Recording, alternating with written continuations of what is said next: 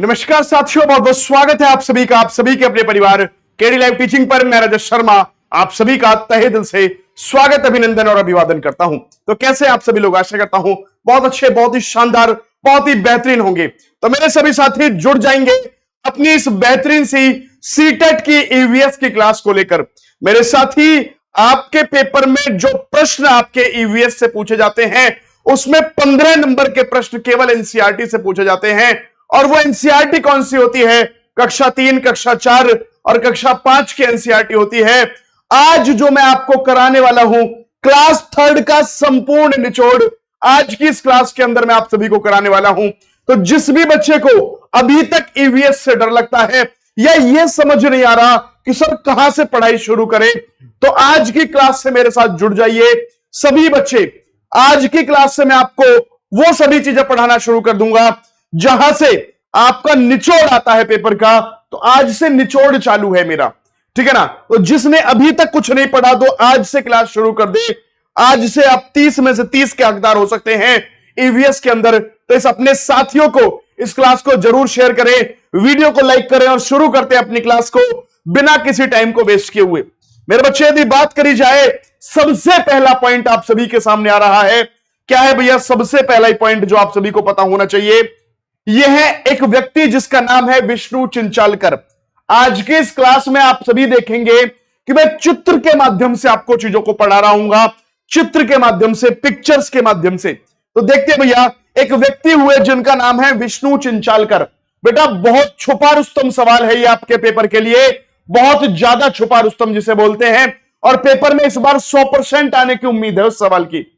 तो क्या है? एक व्यक्ति हुए जिनका नाम है विष्णु चिंचालकर। ये कहां के रहने वाले थे? इंदौर मध्य प्रदेश के रहने वाले थे। कहां के रहने वाले थे भैया? इंदौर मध्य प्रदेश के रहने वाले थे विष्णु चिंचालकर। और इन विष्णु चिंचालकर की बात करूं तो ये करते क्या थे, क्यों इनके बारे में पढ़ रहे हैं? तो विष्णु चिंचालकर की एक खासियत थी, ये बहुत बड़े आर्टिस्ट थे। ये क्या थे? बहुत बड़े आर्टिस्ट थे, कलाकार थे। और ये क्या कला बनाते थे? सूखे हुए पत्ते लेते थे और सूखे हुए पत्तों से बहुत शानदार ड्राइंग का निर्माण करते थे। ये चित्र बनाते थे जैसा आपको यहां पर दिखाई दे रहा होगा। देखो, ये सूखे पत्ते लग रहे हैं, इसमें एक पेड़ लग रहा है हमें, ये पेड़ है ना, ये पक्षी उड़ रहे हैं, जबकि असल में ये क्या है? सूखे हुए पत्ते हैं। ये असली में ड्राई लीव्स है। इसके अलावा आप देखोगे मेरे बच्चे, यहां पर विष्णु चिंचालकर ने यहां पर भी एक क्या है? चित्र बनाया है। किससे? सूखे हुए पत्तों से। तो मेरे बच्चे, ठीक है भैया, तो आंसर क्या आ जाएगा? ये आ जाएगा कि ये सारे के सारे काम क्या हो रहे हैं भैया? ये विष्णु चिंचालकर क्या करते हैं? पत्तों के माध्यम से चीजों को बनाने का काम करते हैं। क्लियर भी सभी को?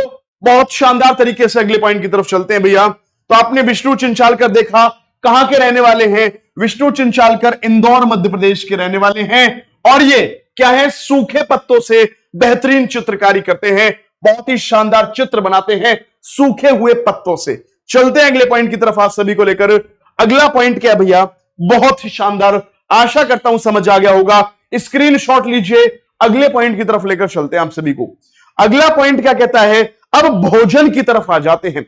देखिए, क्लास तीसरी की एनसीईआरटी जो है, आसपास जो एनसीईआरटी पुरानी वाली है, उसका पूरा निचोड़ करा रहा हूं आपको मैं। पेपर में यहां से 100% प्रश्न लिखने को मिलते हैं। तो आप जो मैं करवा रहा हूं आप एक बार उसको करते जाइए, बस इतना कहना चाहता हूं मैं आप सभी से। क्लियर है भी सभी को? तो देखिए मेरे बच्चे, अब आपको भोजन की तरफ लेकर चलते हैं। और भोजन में सबसे पहले आप देखेंगे, आज की एक स्पेशल क्लास है आपकी ये, जिसके अंदर मैं आपको चित्र के माध्यम से, ये चित्र है, इनके माध्यम से सारा का सारा ईवीएस की क्लास 3 को पढ़ाऊंगा आपकी। तो यहां पर भोजन में देखते हैं, भोजन में बात करते हैं हांगकांग की। मेरे बच्चे, हांगकांग एक देश है अलग। यहां पर एक व्यंजन खाया जाता है जिसका नाम है लिंग हू फेन। कौन सा व्यंजन है भैया? ये है वो व्यंजन लिंग हू फेन। आपको शायद दिखाई दे रहा हो, ये वो व्यंजन है जिसका नाम हम जानते हैं मेरे भैया। क्या है? इस व्यंजन का नाम है लिंग हू फेन। और ये किससे बना हुआ है लिंग हू फेन? तो भैया, लिंग हू फेन जो व्यंजन है ये सांप से बना हुआ होता है। किससे? सांप को काटते हैं और काट काट के इसको पकाकर मजेदार एक बहुत स्वादिष्ट व्यंजन बनाते हैं जिसका नाम लिंग हू फेन है। और कहां के लोग इस लिंग हू फेन को खाते हैं? तो हांगकांग के लोग इस लिंग हुफेन को खाना पसंद करते हैं। तो कहां के लोग खाते हैं भैया? हांगकांग देश के लोग खाते हैं। टेबल में पूछा जाएगा कि लिंग हुफेन या सांप से बना हुआ व्यंजन कहां के लोग खाते हैं, तो वो हांगकांग देश के लोग खाते हैं। मैच द फॉलोइंग करा लिया जाएगा, ठीक है ना भैया। अगली बात करता हूं, अब बात करते हैं मछली की। अब मैं आपसे मछली की बात करता हूं मेरे बच्चे, मछली की। तो देखिए आप सभी देखते होंगे मछली, जिसको हम फिश बोलते हैं। फिश को दो जगह के लोग बड़े फेमस हैं एनसीईआरटी में फिश खाने के लिए। एक तो है आपके कौन से, एक तो है मेरे बच्चे कश्मीर के, कश्मीर कहूं या इसको मैं कह लूं श्रीनगर कह लूं, कश्मीर कहूं या श्रीनगर कहूं, बात एक है। और दूसरा है मेरे बच्चे जो है गोवा के लोग।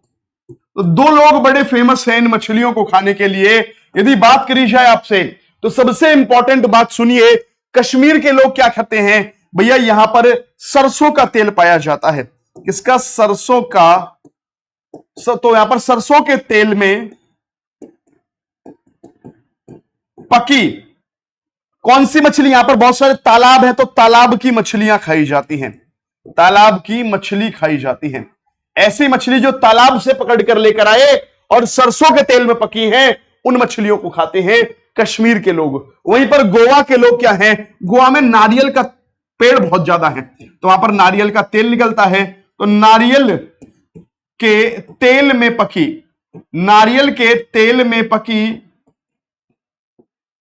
समुद्री मछली, क्योंकि वहां पर समुद्र है तो वहां के लोग समुद्री मछली खाते हैं। और किस में पकी हुई? भाई यहां पर नारियल का तेल होता है, इसलिए नारियल के तेल में पकी हुई समुद्री मछली को वहां के लोग खाना पसंद करते हैं। यह खेल है गोवा और कश्मीर के अंदर, बहुत इंपॉर्टेंट पॉइंट है। तो देखिए भाई सभी बच्चे, आप सभी बच्चे इस बात को भी देखेंगे। देखिए यहां पर ये मछलियां हैं, लेकिन येलो येलो कलर का तेल इसके ऊपर पड़ा हुआ है। मतलब भैया कहां के लोग खाते हैं? येलो येलो मतलब मस्टर्ड ऑयल, सरसों का तेल। तो सरसों का तेल कहां के लोग खाते हैं? कश्मीर के। तो कश्मीर के लोग सरसों के तेल में पकी हुई तालाब की मछलियां खाना पसंद करते हैं, क्योंकि वहां पर तालाब और झील ही ज्यादा है। वहां पर यदि हम बात करेंगे मेरे बच्चे, वहां पर समुद्र नहीं है, वहां पर तालाब है, झील है, डल झील है ना, चार चिनारी झील है, अन्य झील हैं, लेकिन वहां पर समुद्र नहीं है, तो वहां की तालाब की मछलियां खाएंगे। और गोवा में समुद्र है, तो वहां के लोग समुद्री मछलियों को खाते हैं। तो देखो गोवा के लोग क्या है? नारियल के तेल में, नारियल का तेल मतलब व्हाइट व्हाइट सा होता है, कुछ आप देखते होंगे जम जाता है, तो व्हाइट व्हाइट सी मछली आपको यहां पर दिखाई दे रही होंगी। तो नारियल के तेल में पकी हुई समुद्र से आई हुई मछलियों को खाते हैं। कौन सी मछलियां? जो समुद्र से मिलती हैं, उन मछलियों को यहां के लोग खाना पसंद करते हैं। आशा करता हूं समझ आई होंगी कि एक बात आप सभी को। अगले पॉइंट की तरफ लेकर चलते भैया। अगला पॉइंट क्या कहता है उसके बारे में बातचीत कर लेते हैं। अगले पॉइंट के बारे में अगली यदि बात करूं मेरे बच्चे, अब बात करता हूं टेपियाको की। यह है टेपियाको भोजन। ये कौन सा भोजन है मेरे बच्चे? टेपियाको नाम का भोजन है ये। कौन सा? टेपियाको। और टेपियाको को कहां के लोग खाते हैं भैया? केरल। केरल के लोग टेपियाको को उबालते हैं। केरल में लोग क्या करते हैं? उबला हुआ टेपियाको को नारियल की करी, करी क्या होता है मेरे बच्चे? नारियल की करी क्या होती है? जैसे आपके यहां रसादार सब्जी होती है ना, आलू की रसीली सब्जी, तो रसीली सब्जी को वहां पर करी कहते हैं। तो नारियल की करी से भैया खाते हैं इस उबले हुए टेपियाको को। अब आपको ये टेपियाको कैसा लग रहा है देखने में? भैया मुझे तो ये शकरकंद जैसा लगता है, शकरकंदी जैसा लगता है, स्वीट पोटैटो जैसा लगता है, स्वीट पोटैटो जैसा लगता है, ये शकरकंदी जैसा लगता है। क्या आपका ये टेपियाको मुझे शकरकंदी जैसा लगता है? और जी हां, क्या है ये? हमारे देश के केरल राज्य के अधिकांश घरों के आंगन में लोग टेपियाको और नारियल के पेड़ को उगाते हैं, ठीक है ना। और टेपियाको क्या है? ये शकरकंदी जैसा है, लेकिन ये कप्पा पेड़ की जड़ से प्राप्त होता है या कसाव पेड़ की जड़ से प्राप्त होता है। टेपियाको कहां से? कसाव पेड़ की जड़ से प्राप्त होता है।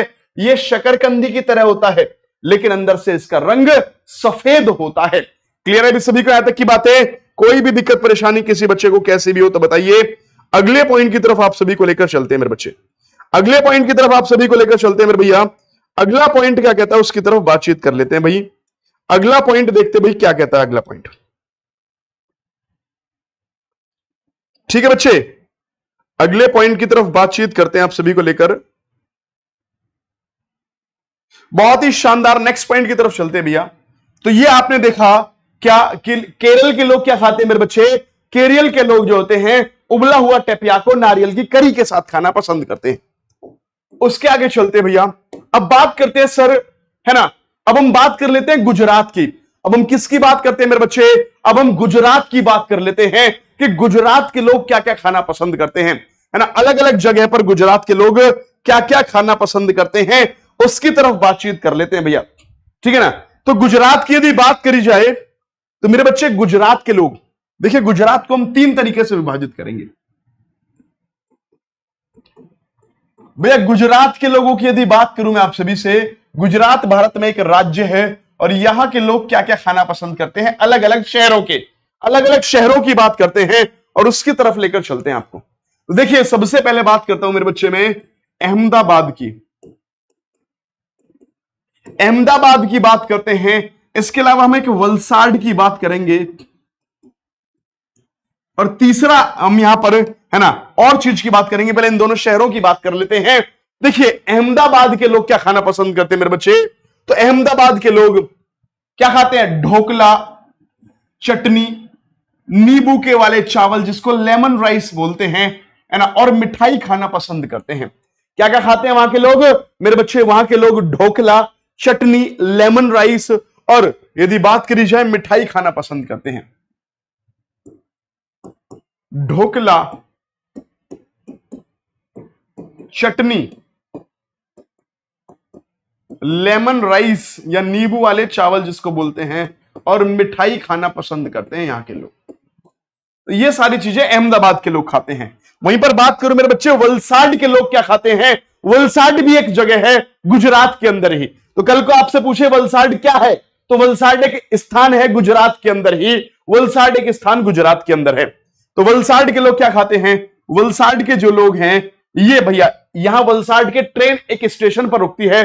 स्टेशन पर वलसाड पर एक ट्रेन रुकती है और वो लोग देखते हैं कि यहाँ के स्टेशन पर क्या बिकता है। तो वहां के स्टेशन पर बटाटा वड़ा, पूड़ी और साग, ठंडा दूध, फल और चाय बेचते हुए वहां के लोग मिलते हैं। इसका मतलब वलसाड के अंदर क्या खाया जाता है? तो बटाटा वड़ा। क्या होता है? ये होते हैं आलू के पकौड़े। आलू के पकौड़े को यहां पर बटाटा वड़ा कहते हैं। यदि बात करी जाए गुजरात महाराष्ट्र में आलू को बटाटा के नाम से जानते हैं। वहां के लोग आलू नहीं कहते, इसको बटाटा कहते हैं वहां के लोग, ठीक है ना। तो बटाटा वड़ा मतलब पकौड़े, तो वहां के लोग बटाटा वड़ा खाते हैं। तो नोट कीजिए मेरे बच्चे, आप सभी बच्चे, तो वलसाड के लोग क्या खाते हैं मेरे बच्चे? बटाटा वड़ा, इसके अलावा पूड़ी साग, ठंडा दूध, है ना। यदि बात करूं मेरे बच्चे इसके अलावा चाय, ये सारी की सारी चीजें यहां के लोग खाते हैं। ये सारी की सारी चीजें, है ना, वलसाड के लोग मिलते हैं। वो वलसाड के लोग इन सारी चीजों को खाते हैं। अगली बात करी जाए मेरे बच्चे, इसके अलावा गुजरात की एक बड़ी चीज फेमस है जिसको बोलते हैं ऊंधियू। ऊंधियू एक व्यंजन है। ऊंधियू एक व्यंजन है, जगह नहीं है कोई ऊंधियू। ऊंधियू एक व्यंजन है जो कहां के लोग खाते हैं भैया? इसको गुजरात के लोग खाते हैं। और यदि बात करें किससे खाते हैं भैया, तो इसको बाजरे की रोटी से खाते हैं। बाजरे की रोटी से इसको खाया जाता है। बाजरे की रोटी के साथ में इसको खाया जाता है ऊंधियू को। कैसे बनता है ऊंधियू? तो भैया एक उल्टा मटका लेते हैं, उसके अंदर सभी प्रकार की सब्जियां भरते हैं, उसमें सब बहुत सारी मिक्स वेज भर देते हैं और उन मिक्स वेज को भरने के बाद में ऊंधियू के अंदर क्या करते हैं मेरे बच्चे? नीचे से पत्ते लगा देते हैं। नीचे से पत्ते लगा देते हैं जिससे सब्जियां आदि गिरे नहीं। और इनको सबको यदि बात करूं मेरे बच्चे, है ना, इस सबको क्या करते हैं? ये आग या कोयले के ऊपर सेकते हैं। ये आग के ऊपर सेकते हैं और उल्टे मटके में सब्जी बनती है। उल्टे मटके की वजह से इसका नाम ऊंधियू पड़ा है और बहुत स्वादिष्ट सब्जी होती है जिसको बाजरे की रोटी के साथ यहां के लोग खाते हैं। तो ये व्यंजन पेपर में पूछे जाते हैं भैया। भोजन अपने आप में एक थीम है आपके यहां पर, तो यहां से प्रश्न आने ही ना आने आपके यहां पर, ठीक है ना भैया। अगले पॉइंट की तरफ चलता हूं। एक और आपका पेपर में भोजन आया था जो गुजरात का नहीं है। गुजरात के तो हमने सारे पढ़ लिए। इसके अलावा मेरे बच्चे आपके यहां पर महाराष्ट्र का एक भोजन आया था पेपर में, है ना, जब ऑनलाइन एग्जाम चलते थे तब एक महाराष्ट्र का भोजन आया था, आपके पेपर में पूछा गया था। वो क्या है? वो महाराष्ट्र का भोजन है मेरे बच्चे, एक भारली वांगी। भरली वांगी करके एक पूछा गया था, भरली वांगी। भैया भरली वांगी जो भोजन है ये क्या है? छोटे छोटे छोटे छोटे भरवा बैंगन, छोटे छोटे भरमा बैंगन से एक बना हुआ व्यंजन होता है भरली वांगी, जो कहां के लोग खाते हैं मेरे बच्चे, है ना। यदि बात करी जाए, ये महाराष्ट्र के लोग इसको खाना पसंद करते हैं। महाराष्ट्र के लोग इसको खाना पसंद करते हैं, भरली वांगी को। दूसरा, महाराष्ट्र में एक और चीज खाई जाती है जो आपसे पेपर में बिल्कुल पूछी जाएगी। जब हम सारी बातें वो पढ़ रहे हैं, उस सारी चीजों को हमने पढ़ के हुए चलना है मेरे बच्चे। एक शब्द यहां पर आता है, महाराष्ट्र के अंदर खाया जाता है, जिसको बोलते हैं क्या? पूरन पोली। क्या है मेरे बच्चे? पूरन पोली। पूरन पोली एक व्यंजन है। ये क्या है मेरे बच्चे? एक व्यंजन है जो कहां पर खाया जाता है भैया? ये भी महाराष्ट्र में ही खाया जाता है। और यदि बात करूं आप सभी से, है ना, ये क्या होती है? मीठी होती है। ये मीठी रोटी जैसी होती है। और ये पूरन पोली कहां पर खाई जाती है? महाराष्ट्र के अंदर पूरन पोली नाम का यह व्यंजन खाया जाता है। तो जल्दी से स्क्रीनशॉट ले लीजिए मेरे बच्चे, ठीक है ना भैया? सभी बच्चे जल्दी से स्क्रीनशॉट लेंगे। अगले पॉइंट की तरफ आप सभी को लेकर चलता हूं। फिर मैं अगला पॉइंट क्या कहता है, जल्दी से एक बार सभी बच्चे स्क्रीनशॉट ले लेंगे भाई। जल्दी से आप सभी स्क्रीनशॉट लीजिए, फिर अगले पॉइंट की तरफ आप सभी को लेकर चलते हैं भाई।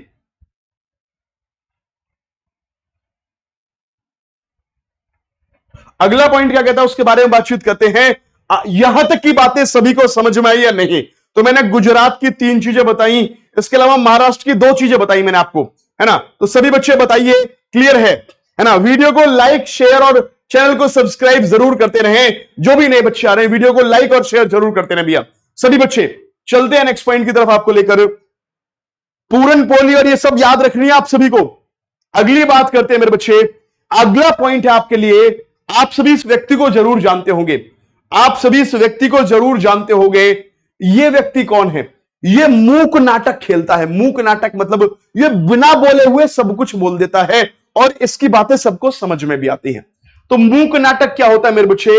मूक नाटक एक ऐसा खेल होता है जिसमें लोग बिना बोले सभी को अपनी बात एक दूसरे तक पहुंचानी होती है। अब सभी अपनी बातों को एक दूसरे तक पहुंचाते हैं, इसको मूक नाटक बोलते हैं, या इसी को क्या बोलते हैं आपका, है ना, साइलेंट ड्रामा। और इस व्यक्ति जो है ये साइलेंट ड्रामा का सबसे बढ़िया कलाकार है, सबसे बेहतरीन कलाकार है, मिस्टर बीन। आपने सभी ने इसको देखा होगा, मिस्टर बीन को। बेहतरीन तरीके से ये साइलेंट ड्रामा करता है और इतनी बेहतरीन कॉमेडी करता है कि आप सभी के हंसते हंसते एकदम हंसी निकल जाती होगी। ठीक है बच्चे, चलिए भैया अगली बात करूं आप सभी से। हमारे ऐसे लोग जो बोल नहीं सकते, है ना, वो क्या करते हैं भैया? जो बोल नहीं सकते या सुन नहीं सकते, वो दूसरों की, है ना, होठों को पढ़ के बातों को समझते हैं। जैसे मान लीजिए कोई सुन नहीं सकता तो उसको क्या, होठों को पढ़कर दूसरों की बातों को समझता है वो। इसके अलावा जो लोग बोल और सुन नहीं सकते उन्हें स्पेशल नीड वाले बच्चे कहते हैं। क्या कहते हैं? उन्हें स्पेशल नीड वाले बच्चे कहते हैं। ये बात ध्यान रखना आप सभी बच्चे। अगले पॉइंट की तरफ चलते हैं। बिल्कुल आएगा भैया। अब मैं कह रहा हूं ये भी चीज आई आपके पेपर में, कैसे आया मैं बताऊंगा। एक एक बात देखो, क्लास 3rd का चीज पढ़ रहे हो आप तो बहुत छोटी लग रही होंगी, लेकिन यहां से जब पेपर आता है ना सवाल, तो बच्चा घूम जाता है। जैसे एक बार पेपर में आया था क्या, कि पंख सलेटी पंजे गुलाबी गुट्टरगू करता हूं, बताओ मैं कौन हूं। तो बच्चों आप लोग इस पहेली को आंसर, बहुत सारे बच्चे आंसर नहीं कर पाए थे। ऐसे एक पेपर में आएगा, है ना, कि क्या है, मैं नीला नीला पक्षी हूं, पंख मेरे बहुत सुंदर हैं और राष्ट्र पक्षी कहलाता हूं, बताओ कौन हूं मैं। तो यदि ऐसी पहेली बनाकर आपको प्रश्न दे दिए तो क्या करोगे? तो मेरे बच्चे आपको तुरंत पता होना चाहिए कि ये मोर है। कौन? कि ये नीला नीला कलर का है, पंख बहुत सुंदर है और हमारा राष्ट्र पक्षी है। तो मोर कौन है भैया? हमारा राष्ट्र पक्षी है। ये नीले कलर का होता है और इसके पंख बहुत सुंदर होते हैं और इस पक्षी का नाम क्या है? इसको हम मोर कहते हैं। ये हमारा राष्ट्र पक्षी है। ऐसे एक और सवाल आपके पेपर में आ चुका है।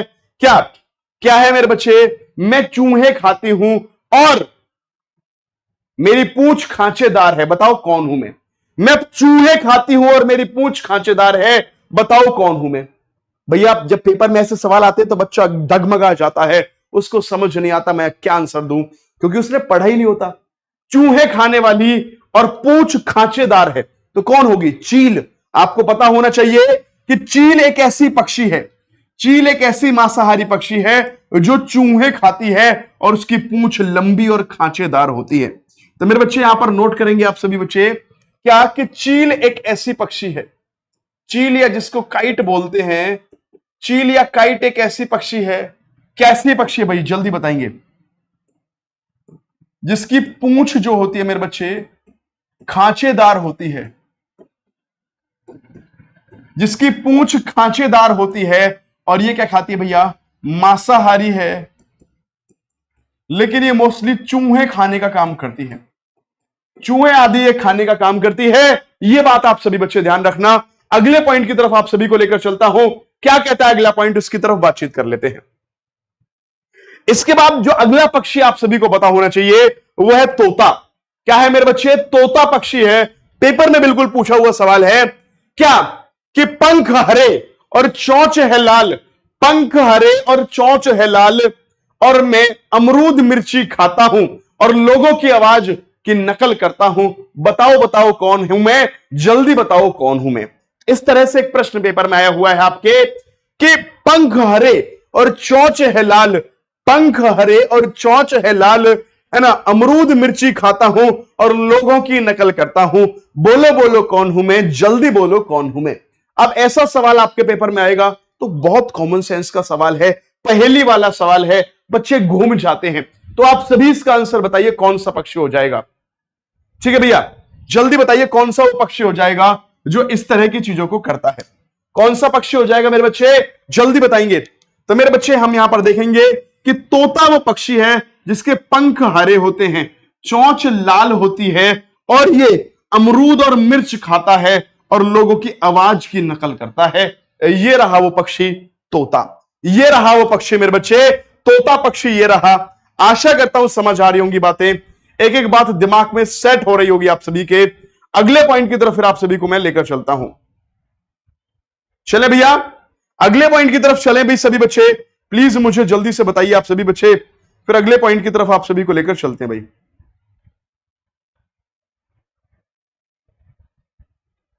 चला जाए भाई अगले पॉइंट की तरफ।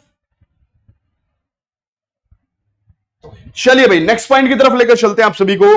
अगला पक्षी कौन सा है, अगले पक्षी के बारे में बात करते हैं। देखिए अगला पक्षी बड़ा इंपॉर्टेंट है। क्या? कोयल और कौवे दोनों की कहानी है, बड़ी इंपॉर्टेंट कहानी है। कोयल और कौवे की बड़ी अच्छी कहानी आप सभी को पता होनी चाहिए। शायद बहुत सारे बच्चों को पता भी होगी कि भैया कोयल भी काली होती है और कौवा भी काला होता है। दोनों के दोनों क्या होते हैं मेरे बच्चे? काले रंग के होते हैं पक्षी। कोयल क्यों प्रसिद्ध है भैया? अपनी मीठी आवाज के लिए। और कौवा क्यों प्रसिद्ध है भैया? ये अपनी कांव कांव की आवाज निकालता है, ये कांव कांव की आवाज निकालने का काम करता है भाई। अगली बात करी जाए भैया आप सभी से तो very very very important point है कि कोयल जो है ये अपना घोंसला नहीं बनाती, ये अपना घोंसला नहीं बनाती है। कोयल अपना घोंसला नहीं बनाती, ये अपने अंडे कौवे के घोंसले में रखती है। तो कोयल क्या करती है? अपने अंडे कहां रखती है भैया? कौए के घोंसले में रखती है, कौए के घोंसले में रखती है। आप सभी ने यदि 3 इडियट पिक्चर का पहला सीन देखा हो, जब आपका जो वीरू शास्त्र बुद्धि जो है, जिसको हम क्या बोलते हैं, वायरस बोलते हैं, उस पिक्चर में वो जब कॉलेज के अंदर आता है और सभी बच्चे आते हैं तो वो कहता है देखो ये कौवे का घोंसला है और कोयल अपना घोंसला नहीं बनाती, कौवे के घोंसले में अंडे देती है और कौवे के अंडों को बाहर निकालकर फेंक देती है। तो वही वाली बात है कि कोयल अपना घोंसला नहीं बनाती, वो कौवे के घोंसले में अंडे देती है। वेरी इंपॉर्टेंट पॉइंट है आप सभी के लिए कि कोयल अपना घोंसला नहीं बनाती, वो क्या करती है? कौवे के घोंसले में अपने अंडे देती है। और वहीं पर कौवा क्या करता है भैया? ये अपना घोंसला, कौवा अपना घोंसला जो है आपको मेरी बातें अभी छोटी लग रही होंगी, लेकिन मेरे बच्चे आप सभी ने यदि शक्तिमान देखा हो तो आपको पता होगा कि ये छोटी छोटी मगर मोटी बातें हैं, आपके पेपर में बहुत अच्छी लगेंगी। जब आप पेपर दोगे ना तो आपको बड़ा मजा आएगा कि सर की एक एक बात पेपर में आ रही है। और मैं ये जो पॉइंट करा रहा हूं ना, बहुत दिनों से पेपर में नहीं पूछे गए हैं, तो इस बार पूछे जाने की पूरी उम्मीद है ना। एनसीईआरटी से पेपर बनेगा तो क्या करता है वो, कुछ साल कुछ क्वेश्चनों को नहीं पूछता, एकदम फिर उनको पूछता है। तो बेटा ये बात ध्यान रखना, पेपर में यहां से प्रश्न बनाएगा। ऑफलाइन होगा भैया पेपर, ऑनलाइन नहीं होगा, ऑफलाइन पेपर होगा। तो ये अपना घोंसला कहां पर बनाता है, पेड़ की सबसे ऊंची डाल पर, पेड़ की सबसे ऊंची डाल पर यह घोंसला बनाता है।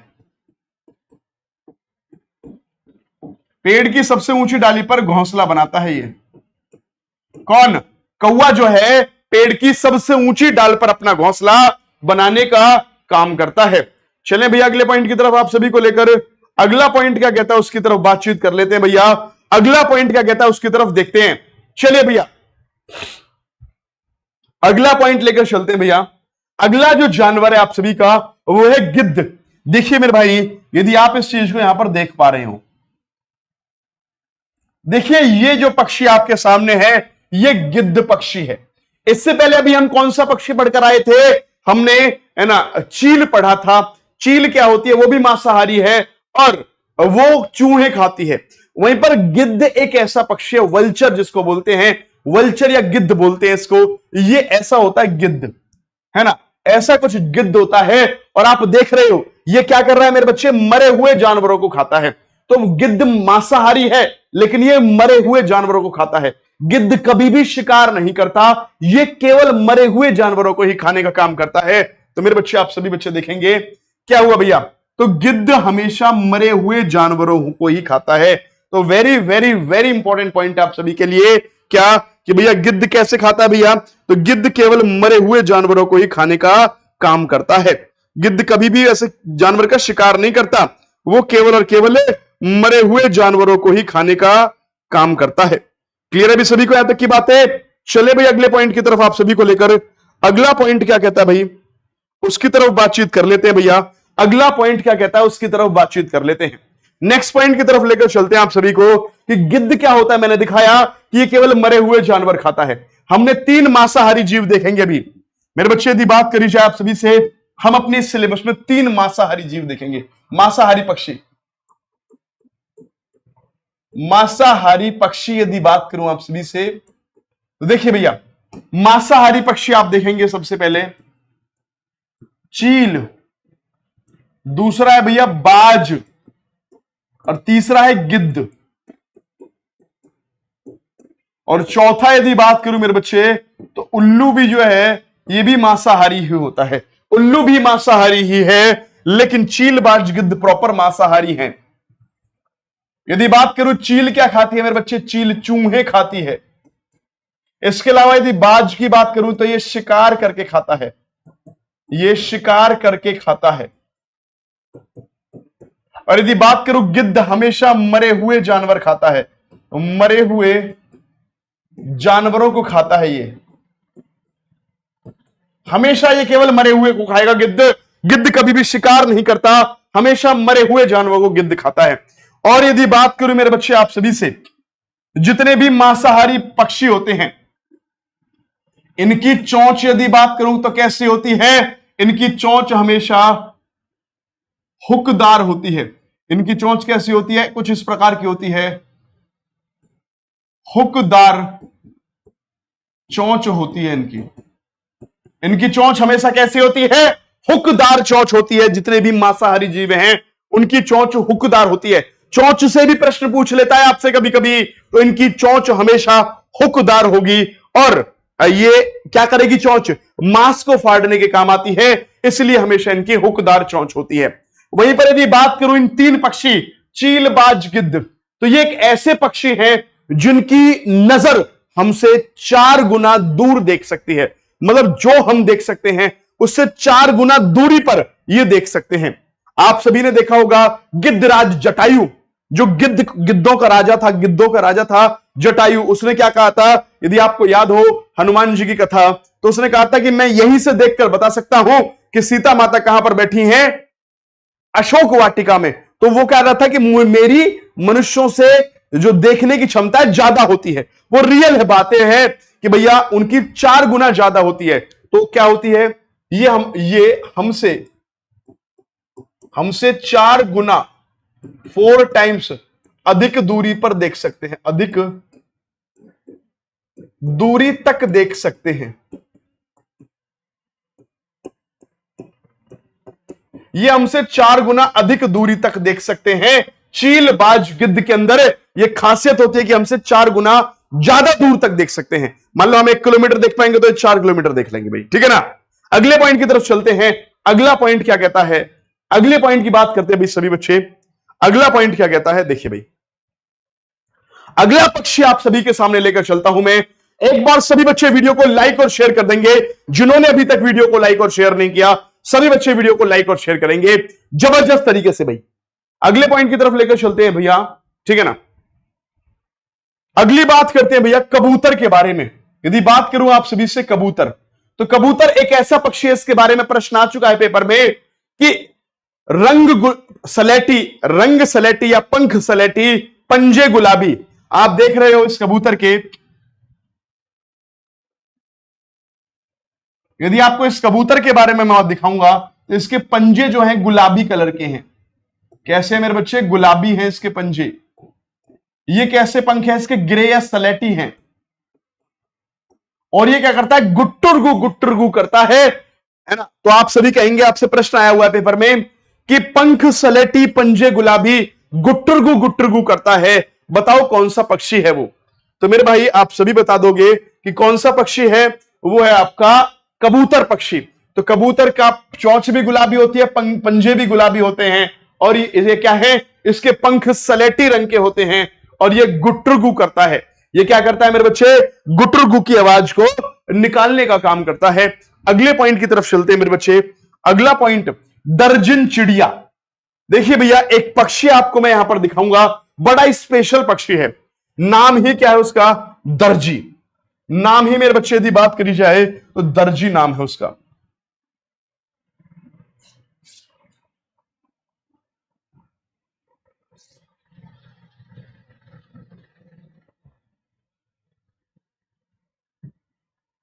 तो मेरे बच्चे यदि बात करी जाए आप सभी से, अरे यार कहां गया ये,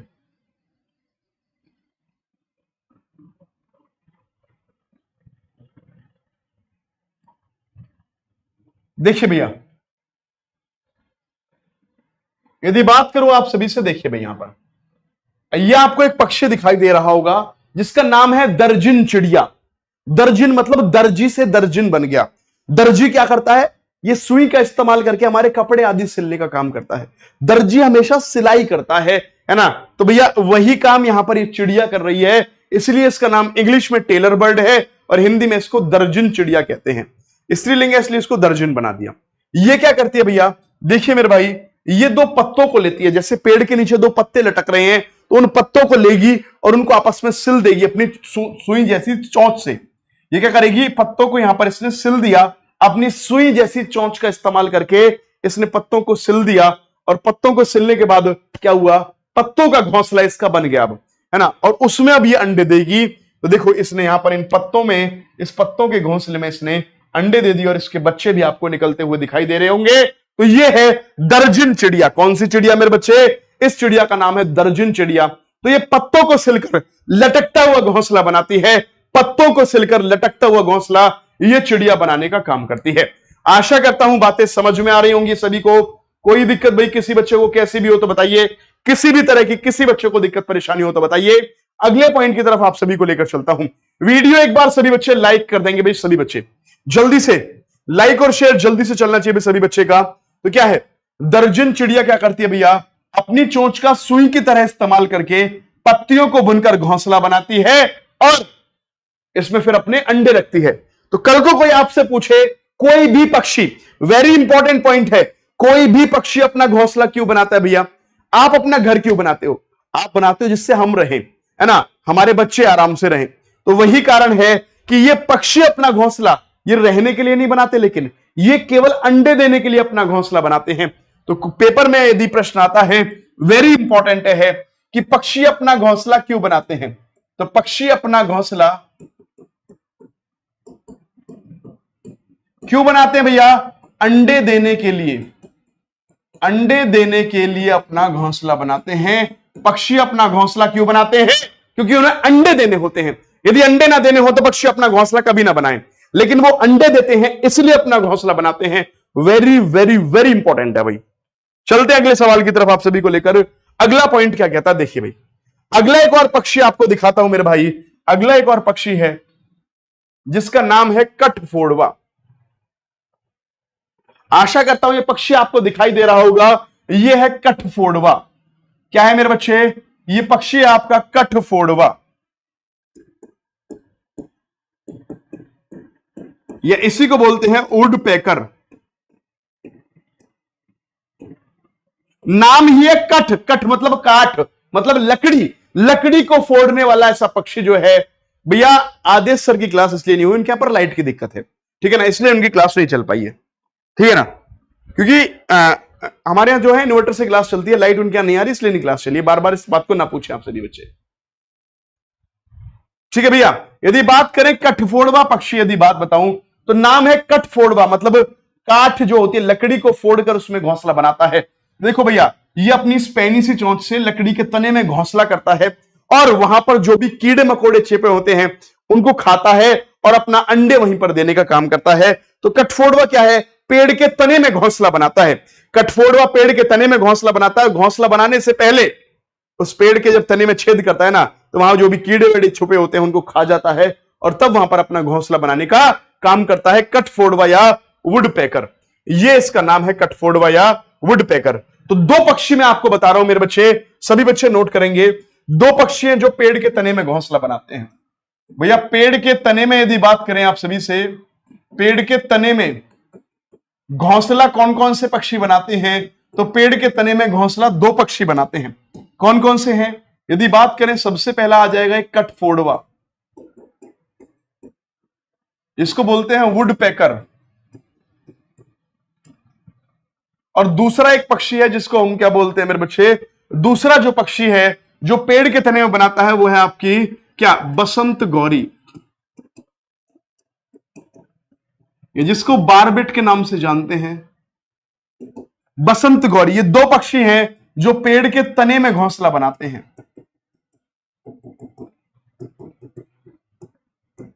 तो पेड़ के तने में दो पक्षी कौन कौन से घोंसला बनाते हैं? बसंत गौरी और आपका कठफोड़वा। पेपर में प्रश्न कैसे पूछे जाते हैं कि भैया बताइए कौन से वो पक्षी हैं जो पेड़ के तने में घोंसला बनाते हैं, है ना, या कौन से वो पक्षी हैं जो लटकता हुआ घोंसला बनाते हैं, या कौन से वो पक्षी हैं जो पत्थरों में अपना घोंसला बनाते हैं, कौन से वो पक्षी हैं जो पेड़ की ऊंची डाल पर अपना घोंसला बनाते हैं, कौन से वो पक्षी हैं जो घरों में अपना घोंसला बनाते हैं। ऐसे प्रश्न पेपर में पूछे जाते हैं। तो आपको स्पेशल नहीं पूछता कि उनकी पूरी पूछेगा, है ना, तो आपसे ऐसे करके पूछेगा कौन से पक्षी हैं जो लटकता हुआ घोंसला बनाते हैं। पेपर में पूछा हुआ सवाल है, कौन से वो पक्षी हैं जो पेड़ के तने में घोंसला बनाते हैं? तो बसंत गौरी और कठफोड़वा। लटकता हुआ कौन कौन बनाते हैं? बया पक्षी, इसके अलावा दर्जन चिड़िया, और एक और पढ़ोगे आप सूर्य पक्षी या शक्करखोरा जिसको हम सनबर्ड कहते हैं, वो भी लटकता हुआ घोंसला ही बनाता है। क्लियर है भी सभी को यहां तक की बातें? चलते हैं अगले पॉइंट की तरफ आपको लेकर, है ना। अब बात करते हैं भैया पक्षियों के बारे में बात कर रहे हैं तो एक एक उनकी क्वालिटी के ऊपर बात करते हैं। अब ऐसे पक्षियों की बात करते हैं जो गर्दन के लिए फेमस हैं। उनकी गर्दन कुछ ना कुछ स्टाइलिश है जिसकी वजह से वो फेमस हैं। तो पहली गर्दन वाली पक्षी यदि बात करूं तो वो है मैना पक्षी। 2019 में पूछा हुआ सवाल है। यदि बात करूं मेरे बच्चे मैना पक्षी के बारे में, क्या है मैना पक्षी? तो मैना वो पक्षी है जो झटके से अपनी गर्दन को आगे पीछे करती है। इस तरह से कैसे करती है? झटके से अपनी गर्दन को आगे पीछे करने वाली पक्षी कौन है? मैना पक्षी है। तो आप सभी नोट करेंगे, मैना पक्षी कौन सी पक्षी है भैया? ये झटके से अपनी गर्दन को आगे पीछे करती है, वो है मैना पक्षी। ये है मैना। आपने सुना होगा जरूर कि तोता मैना की कहानी तो पुरानी पुरानी हो गई। तो भैया वही मैना पक्षी है ये, और झटके से अपनी गर्दन आगे पीछे करती है। झटके से आगे, झटके से पीछे, झटके से आगे, झटके से पीछे, ये वाली, ठीक है भैया। और वहीं पर दूसरी एक पक्षी है जिसका नाम है उल्लू। भैया उल्लू एक ऐसा पक्षी है जो लगभग अपनी गर्दन को पूरा घुमा सकता है, लगभग अपनी गर्दन पूरे पीछे तक घुमा सकता है, या यदि बात करें लगभग 360 डिग्री कोण तक अपनी गर्दन घुमा सकता है, या एग्जैक्ट यदि पूछे, फिक्स यदि पूछे, एग्जैक्ट भैया 270 डिग्री गर्दन घुमा सकता है। एग्जैक्टली 360 नहीं आता, लगभग 360 कह सकता हूं मैं, लेकिन एग्जैक्ट जिस दिन पूछ लेगा उस दिन आपको 270 ही लिखना है इसको। कोई भी बच्चा ऐसे 360 एग्जैक्ट में नहीं लिखेगा, लगभग है तो 360 आ जाएगा, लेकिन एग्जैक्ट है तो 270 ही लिखकर आप इसे छोड़ोगे। क्लियर है अभी सभी को? कोई भी दिक्कत यहां तक किसी को? और मैना झटके से अपनी गर्दन को आगे पीछे कर सकती है, ये एक ऐसी पक्षी है। आशा करता हूं समझ में आया होगा। स्क्रीनशॉट लो, अगले पॉइंट की तरफ चलते हैं भाई। स्क्रीनशॉट लो, अगले पॉइंट की तरफ चलते हैं आप सभी को लेकर। अगला पॉइंट क्या कहता है उसकी तरफ बातचीत कर लेते हैं भाई। अगले पॉइंट की तरफ बात करते हैं मेरे बच्चे। यहां तक की बात यदि आप सभी को समझ में आ गई है तो अगले पॉइंट की तरफ बात करते हैं भैया। अगला पॉइंट क्या कहता है उसकी तरफ बात करते हैं जल्दी से भाई। अगला है शक्करखोरा या सनबर्ड या सूर्य पक्षी जिसे बोलते हैं। शक्करखोरा, सूर्य पक्षी या सनबर्ड, क्या है वो पक्षी? भैया एक ऐसा पक्षी है जो पेड़ की डाली पर लटकता हुआ घोंसला अपना बनाता है। ये कैसा है? ऐसा लटकता हुआ घोंसला कौन बनाता है? सनबर्ड या शक्करखोरा एक पक्षी है जो लटकता हुआ अपना घोंसला बनाने का काम करता है। क्लियर है भी सभी को? इसके अलावा आपसे प्रश्न पूछा जा सकता है, बहुत इंपॉर्टेंट है, कि सनबर्ड या जो भी पक्षी होते हैं वो अपना घोंसला कैसे बनाते हैं? तो पक्षी अपना घोंसला बाल, मकड़ी, जाले, पतली टहनी, बारीक घास, सूखे पत्ते, रुई और पेड़ की छाल के टुकड़ों से, कपड़ों से अपना बड़ा मुलायम घोंसला बनाते हैं। कैसा बनाते हैं? मुलायम घोंसला बनाते हैं। बड़ा ही सॉफ्ट घोंसला बनाने का काम करते हैं पक्षी। पक्षी कभी भी हल्का पतला घोंसला नहीं बनाते, हमेशा मुलायम। और इन सब चीजों से, बाल, मकड़ी के जाले, पत्ती, टहनी, घास, सूखे पत्ते, रुई, कपड़े, इन सब से बड़ा मुलायम घोंसला बनाने का काम करते हैं ये सारे के सारे पक्षी। क्लियर है भी सभी को? बहुत शानदार भैया। नेक्स्ट पॉइंट की तरफ लेकर चलते हैं, बहुत ही शानदार। अगले कुछ पक्षियों की बात कर लेता हूं भैया। एक पक्षी होता है जिसको बोलते हैं फाख्ता, जिसको हम डव बोलते हैं इंग्लिश में। ये पत्थरों में अपना घोंसला बनाता है। सॉरी ये पत्थर नहीं, सॉरी, ये कांटों में अपना घोंसला बनाता है। कांटों में घोंसला बनाता है, वेरी इंपॉर्टेंट है। कांटों में, जैसे कि यदि बात करूं आप सभी से, है ना, कैक्टस। इसके अलावा यदि बात करी जाए मेहंदी की बेल, कांटे, कैक्टस, मेहंदी की बेल, इनमें अपना घोंसला बनाता है डव या फाख्ता पक्षी जो होता है। वहीं पर एक और पक्षी आपके लिए लेकर चलता हूं मेरे बच्चे। वहीं पर एक और पक्षी आपके लिए जिसका नाम यदि हम बात करेंगे तो वो है आपका क्या, है ना, इंडियन रॉबिन, कलचिड़ी। कलचिड़ी या इसको इंडियन रॉबिन कहते हैं। और ये अपना घोंसला कहां पर बनाता है? तो यदि बात करेंगे ये पत्थरों में, ये पत्थरों में अपना घोंसला बनाता है।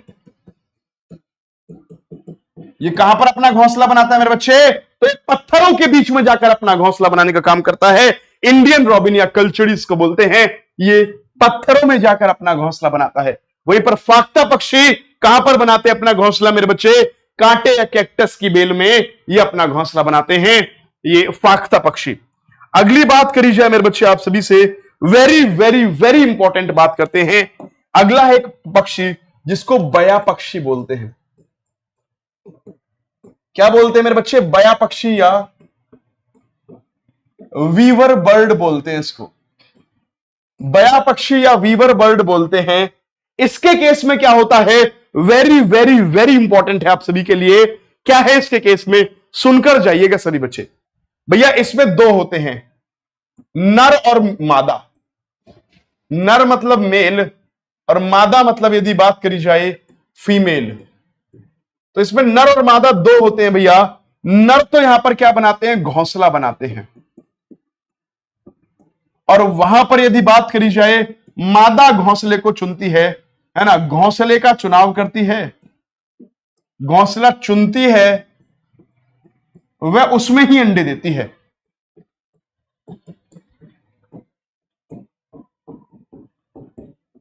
तो क्या करती है भैया, जैसे बहुत सारे नरों ने घोंसला बनाया, जैसे लटकता हुआ घोंसला होता है भैया, इसका भी एक घोंसला, दो घोंसला, तीन घोंसला, इस तरीके से घोंसले बना दिए। तो मान लो मादा को ये वाला घोंसला पसंद आया तो इसमें जाएगी और इसमें अंडे देगी, हर किसी घोंसले में अंडे नहीं देती। और नर यहां पर घोंसला बनाते हैं, मादा यहां पर घोंसला नहीं बनाती है। स्पेशलिटी है इसकी, वेरी वेरी इंपॉर्टेंट है इसी वजह से, और आप सभी बच्चे इसको याद रखेगा। चलते हैं अगले पॉइंट की तरफ आप सभी को लेकर बहुत ही शानदार तरीके से। अब बात करते हैं मेरे बच्चे कि जो पक्षी हैं वो अपनी गर्दन बहुत ज्यादा क्यों हिलाते हैं। पक्षी अपनी गर्दन को बहुत ज्यादा इसलिए हिलाते हैं क्योंकि उनकी आंख की जो पुतली है ना, जैसे मेरी हिल रही है, उन पक्षियों की आंख की पुतली नहीं हिलती, इसलिए पक्षी अपनी गर्दन को बहुत ज्यादा हिलाते हैं। तो बहुत बार पूछा हुआ सवाल है कि पक्षी अपनी आंख की पुतली को, उनकी स्टेबल होती है, फिक्स होती है, इसलिए गर्दन बहुत ज्यादा हिलाते हैं। कई बार पूछा हुआ प्रश्न है ये, कई बार पूछा हुआ प्रश्न है मेरे बच्चे, पेपर में बहुत बार पूछा हुआ प्रश्न है ये। क्लियर है सभी को? यदि यहां तक की बातें क्लियर है, अगले पॉइंट की तरफ चलते हैं। जल्दी से एक बार सभी बच्चे वीडियो को लाइक और शेयर करेंगे, और वीडियो को हाइप भी किया करो सभी बच्चे, हाइप भी किया करो भैया, है ना। इससे भी कहीं ना कहीं टीचर की बड़ी ज्यादा हेल्प होती है आपकी बातों को ज्यादा ज्यादा बच्चों में फैलाने में। चलते हैं अगले पॉइंट की तरफ। अगला, और ये आज का लास्ट पॉइंट है, पक्षियों के पंख क्या करते हैं। देखिए पक्षियों के पंख क्या करते हैं, यहां से भी बड़े प्रश्न पूछे जाते हैं कि पक्षियों के पंख उनकी क्या मदद करते हैं, क्यों होते हैं। अलग अलग आकार डिजाइन के होते हैं जिससे ये सुंदर दिखते हैं, ये अलग अलग कलर के होते हैं जिससे इनके अंदर सुंदरता आती है। दूसरा, पक्षियों के पंख इनकी उड़ने में मदद करते हैं कि पंख जो होते मैं उड़ जाती नंद बाबा के द्वार। तो भैया पक्षियों के पंख उनकी उड़ने में भी मदद करते हैं। और तीसरा बड़ा इंपॉर्टेंट बात है, पक्षियों के पंख और किस किस में मदद करते हैं। तो पंख यदि बात करें, पंख उनको सुंदर दिखाते हैं, पंख उनको उड़ने में मदद करते हैं। यदि बात करूं आप सभी से, पंख और क्या करते हैं, उनको गर्म रखते हैं। पंख उनको क्या रखते हैं भैया, वाटरप्रूफ, जल रोधक रखते हैं। ये सारे के सारे काम इनके पंख करते हैं। यदि पंख ना हो तो पक्षी जल रोधक भी ना हो, पंख ना हो तो उनको पानी से लग के ठंड लग जाए। पंख होते हैं तो वाटरप्रूफ की तरह से काम करते हैं पंख इनका। क्लियर है भी सभी को? यदि यहां तक की बातें क्लियर है तो बताइए चीजें आप सभी को समझ में आई या नहीं आई। क्लियर है भी सभी को? बहुत शानदार। अब एक पंख की बात कर रहे हैं तो मेरे बच्चे आपके सामने एक पंख बनाता हूं, पक्षियों का पंख।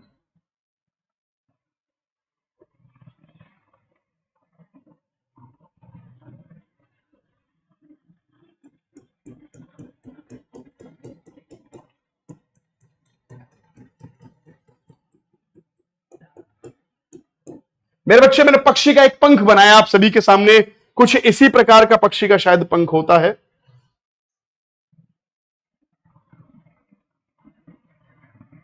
कुछ इसी तरह से एक पक्षी का पंख होता है, और पंख के इस मुलायम भाग को क्या कहते हैं, बड़ी बार पूछा है। तो ये यहां पर जो रेशे रेशे से होते हैं, मुलायम होते हैं भैया, इस मुलायम भाग को बार्ब कहते हैं। मुलायम भाग है ये, पक्षियों के पंख के इस मुलायम भाग को बार्ब के नाम से जानते हैं। किस नाम से? बार्ब के नाम से जाना जाता है। ये बात ध्यान रखना भाई सभी बच्चे।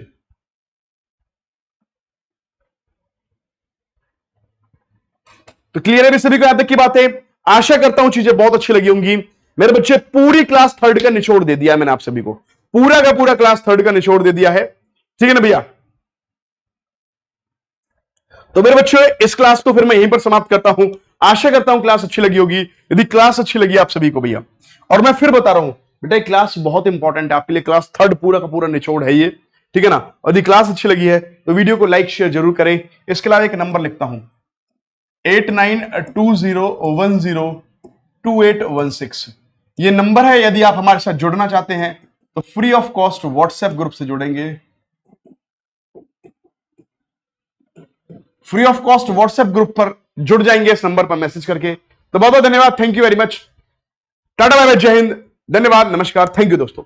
एक एक बात को आपको चीजों को समझाया है, यहां से पेपर में प्रश्न फंसेगा ही फंसेगा, यह बात ध्यान रखना। क्लास 3rd पूरी करा दी है मैंने आपकी। धन्यवाद, नमस्कार, मिलते हैं कल शाम 4 बजे। धन्यवाद।